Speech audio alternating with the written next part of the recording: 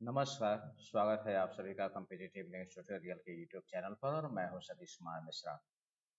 मैंने 2 वीडियो बना कर के डाले थे। अपने पिछले 2 वीडियो में मैंने क्लास 6 में बिहार और यूपी के लिए सेकंड राउंड की पॉसिबिलिटी बताई थी। बहुत सारे लोगों ने रिक्वेस्ट किया था कि सर क्लास 9 के बारे में भी एक वीडियो बनाइए। तो थोड़ी-सी स्कूलों की व्यस्तता और नामांकन और नया सिलेबस शुरू हुआ है। इस पाठ्यक्रम में को सुचारू रूप से कार्यान्वित करने के क्रम में थोड़ी-सी विलम्ब हो जा रही है, वीडियो समय पर नहीं बना पा रहा हूँ, इसके लिए मैं खेद प्रकट करता हूँ अपनी तरफ से। और आज आपकी शिकायत को दूर करते हुए मैं क्लास 9 के ऊपर वीडियो बनाने वाला हूँ और इस वीडियो में मैं बताऊँगा कि सेकंड राउंड में क्लास 9 के लिए कितने नंबर पर, और इसमें ख़ास तौर से मैं जो कैटेगरी लेने वाला हूँ, वो 3 ही कैटेगरी लूँगा मैं, जनरल, डिफेंस, ओबीसी। एससी-एसटी का जो क्राइटेरिया है वो थोड़ा-सा अलग होता है, ये फ़ेल भी नहीं होते। और सैनिक स्कूलों की अगर बात करें तब, एनएसएस में वो बात नहीं है, लेकिन एसएस में ये फ़ेल भी नहीं होते और इनके सिलेक्शन का क्राइटेरिया है वो मेरी समझ में नहीं आता, ये कहाँ से? इनके कैटेगरी में जो भी हाईएस्ट वन होगा, अगर हाईएस्ट 200 पर होगा तो उसी पर इनका सिलेक्शन हो जाएगा। तो चलिए, मैं इसको साझा करने के लिए अपने आप कंप्यूटर स्क्रीन पर लिए चला हूँ। उससे पहले एक ज़रूरी सूचना मैं आपको दूँगा और वो ये है कि 1 मई से हमारी नए बैच शुरू हो रही है क्लास 6 और क्लास 9 की ऑनलाइन क्लासेस के लिए। तो यदि आपको लग रहा है कि सेकंड राउंड और थर्ड राउंड में भी चांस मिलने की संभावना कम है और अगले साल की एलिजिबिलिटी है, तो बिना विलंब किए आप हमारे नए शुरू होने वाले ऑनलाइन बैचेस को ज़रूर जॉइन कीजिए सुनिश्चित सफलता के लिए। मेरे जो ऑनलाइन कोर्सेज़ के छात्र सफल हुए हैं और कैसे हुए हैं, उनके संदर्भ में एक विस्तृत वीडियो मैं लेकर के आने वाला हूँ, वो बहुत जल्द मिलेगा आपको। तो चलिए अब हम शुरू करते हैं क्लास 9 के बारे में और इसके लिए मैं आपको लिए चलता हूँ अपने कंप्यूटर स्क्रीन पर। यहाँ सबसे पहले इसको साझा करने के लिए मैं आपको बता दूँ सबसे पहले कि क्लास 9 में वैकेंसी कितनी थी। तो ये जो है ये क्लास 9 राउंड 1 शुरू होने से पहले का जो सीट मैट्रिक्स बिल्कुल प्लेन। तो यहाँ जो क्लास 9 की इस बार की सीट मैट्रिक्स है, ये हमें दिखा रहा है टोटल वैकेंसी कितनी है, ज़रा इस वैकेंसी को देखिए, 695। टोटल वैकेंसी जो हमारे सामने है सीटों की, home state and other state दोनों कैटेगरी को अगर हम मिला दें, तो ये संख्या होती है 695। कहने का मतलब कि पहले राउंड में 695 सीट होम स्टेट और अदर स्टेट और सारे कैटेगरीज को मिला करके ऑलरेडी आवंटित हो चुकी है।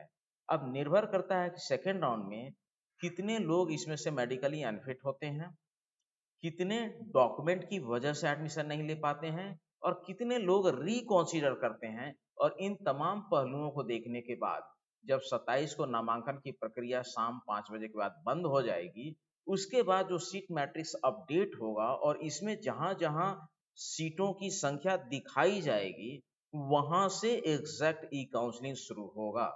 तो यहाँ आप देख रहे हैं कि कुल वैकेंसी थी 695। अब मैं बात करता हूं कि कितने नंबर वालों को सीट एलोकेट हुआ पहले। तो सबसे पहले ये जो आप देख रहे हैं ये मेरा सीट एक्सल है, ऑल इंडिया मेरिट लिस्ट आने के बाद जो एआईआर रैंक जारी हुआ है इसमें।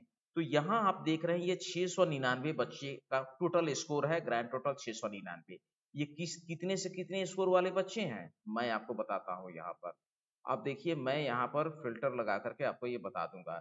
ये जो स्कोर है ये 338 से 390 के बीच, यानी 338 नंबर से लेकर के 390 नंबर के बीच लाने वाले बच्चों की जो संख्या है वो है 699। रिक्ति हमारी है 695, यानी 4 ज्यादा है। अब हम देख लेते हैं कि होम स्टेट और अदर स्टेट में सिलेक्शन जो है, कट ऑफ जो गया है वो कैसे गया है। तो हम अभी सबसे पहले देख लेते हैं एक बार होम स्टेट का।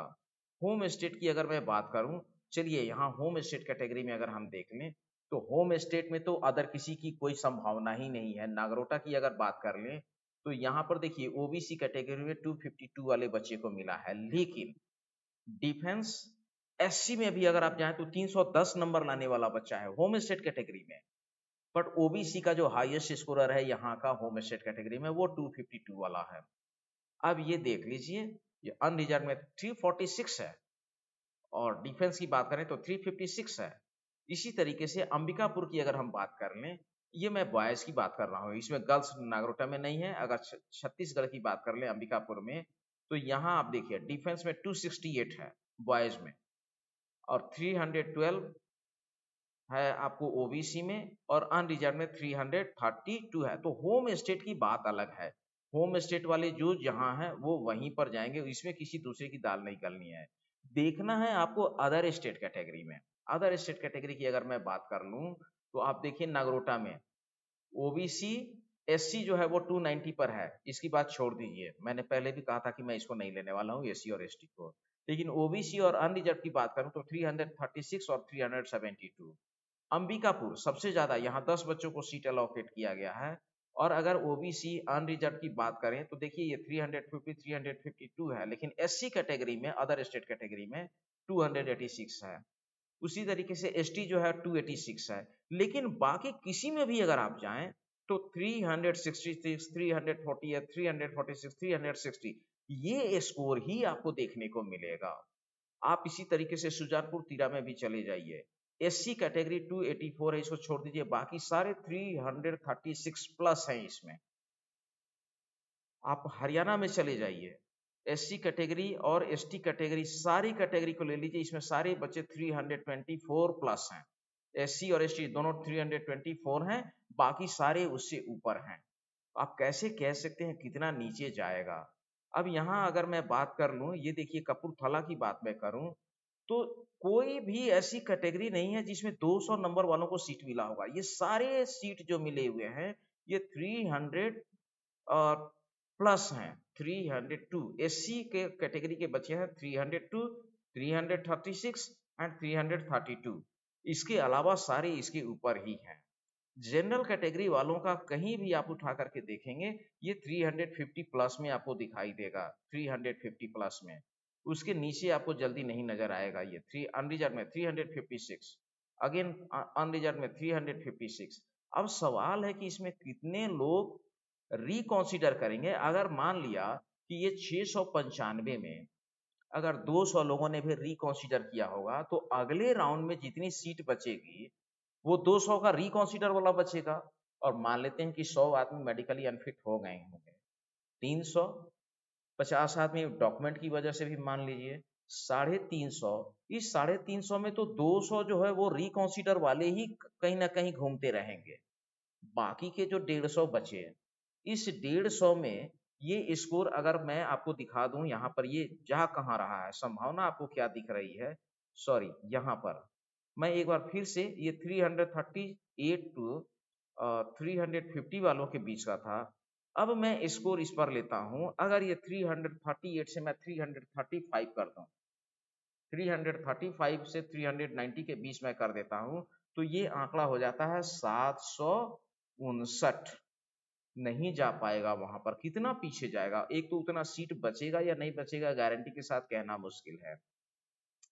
अगेन अगर मैं यहाँ पर ये स्कोर ले लूं, सॉरी, मैं ये स्कोर यहाँ पर लेता हूँ, लेवल फिल्टर में जाता हूँ बिटवीन में, अगर मैं ये स्कोर यहाँ पर ले लूँ 330 से लेके 390 के बीच का अगर मैं लेता हूं, तो ये स्कोर 1000 हो जा रहा है। उतनी सीट कहां बच रही है? तो ये 330 टच करेगा जनरल कैटेगरी के लिए, ये कहना बड़ा मुश्किल है। गारंटी के साथ कुछ भी नहीं कहा जा सकता है। सीट कितनी बची है? तो ये 330 पर जब मैं ले रहा हूँ, 330 से 390, चूंकि रिकॉन्सिडर वाले तो आएंगे ही उसमें, तो ये 1010 बच्चे हैं। सीटें कितनी हैं? 695। मैं बार बार कहता हूं कि समय पर अगर आप कदम उठाते हैं तो आपका समय पर प्रयास कीजिए, हमेशा 360 375 का टारगेट लेकर के चलिए। किसकी छूटेगी तब मुझे जगह मिलेगा, इस आधार पर चलेंगे तो कभी सीट नहीं मिलने वाला है। आपको एक सीट चाहिए और एक सीट के लिए प्रयास करना है, ईमानदारी से प्रयास कीजिए। तो मैं अभी यही बता रहा हूं कि 330 आने में सेकंड राउंड में मुझे कहीं से संभावना नहीं दिख रही है अनरिजर्व, डिफेंस और जनरल कैटेगरी ओबीसी के लिए। ये जो स्कोर है बहुत ऊपर जाने वाला है। अभी भी 330 तो नहीं पहुंचेगा, 337 से मैंने लिया था पहली बार में। 335 कहीं अगर टच हो गया तो बहुत बड़ी बात है। 335 तक ही आ गया तो मानेंगे कि बहुत बड़ी बात है, शायद ये होगा। लेकिन एग्जैक्ट तो हम पता कर पाएंगे जब ये सीट मैट्रिक्स अपडेट होकर के नई सीट मैट्रिक्स हमारे सामने, ये वाली सीट मैट्रिक्स मैं बात कर रहा हूँ, ये वाली नक्शा जो 695 अभी दिखा रहा है, तब हमें देखना होगा कि अब रिक्ति कितनी है, 100 है, 200 है, 300 है, किस कैटेगरी में, किस स्टेट में कितनी सीट खाली है। तब मेरे इस टूल के माध्यम से, ये जो मेरा टूल है, ये एग्जैक्ट उस समय ई काउंसलिंग के लिए कारगर होगा और ये बताएगा कि किस स्टेट में किस स्कोर पर कितने बच्चे एग्जैक्टली हैं, किस कैटेगरी में हैं, और उसके अकॉर्डिंगली फिर ई काउंसलिंग करने पे सहूलियत भी होगी और सीट भी सुरक्षित करने का चांस बनेगा। तो ये ऑल इंडिया रैंक जारी हो जाने के बाद से एक बहुत महत्वपूर्ण टूल मेरे हाथ में है। इसकी मदद से ई काउंसलिंग अच्छे से हो पाएगी। एक बार फिर कहूँगा कि ऑनलाइन क्लास को अगर ज्वाइन करना है तो हमारा 1 मई से जो बैच शुरू हो रहा है, उसके लिए हमारे स्क्रीन पर नंबर मिल रहा है, आप उस पर कॉन्टैक्ट कीजिए, संपर्क कीजिए और जल्दी से जल्दी ज्वाइन कीजिए, वरना अगले साल पुनः एक बार इसी कटऑफ के चक्कर से अगर बचना है तो समय पर कदम उठाइए। यदि आपको मेरा प्रयास अच्छा लग रहा हो तो इस चैनल को आपसे अनुरोध है कि ज़्यादा से ज़्यादा सब्सक्राइब कीजिए, लाइक कीजिए और शेयर ज़रूर कीजिए और अपने कमेंट सुझाव कमेंट के माध्यम से ज़रूर दें। अभी के लिए इतना ही। यदि और भी कुछ आता है तो मैं फिर आपके बीच में आऊँगा। तब तक के लिए धन्यवाद।